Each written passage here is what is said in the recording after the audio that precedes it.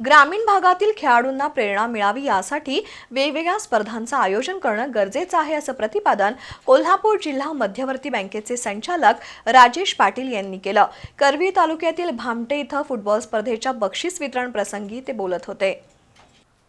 करवीर तालुक्यातील भामटे इथल्या विठाई चंद्राई फाउंडेशनचे अध्यक्ष प्रकाश मुगडे यांच्या संयोजनातून आणि भामटे फुटबॉल क्लबच्या वतीनं ग्रामीण फुटबॉल स्पर्धेचं आयोजन केलं होतं।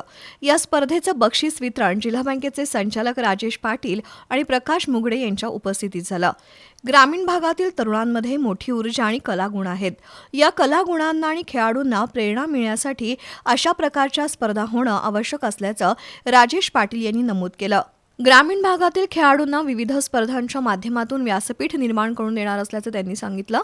या स्पर्धेत बीड FC फुटबॉल क्लबनं प्रथम क्रमांक तर जपान फाटा क्लबला दुसरा आणि बालिंग्याच्या टर्फ मेंबर्स तिसरा क्रमांक मिळाला।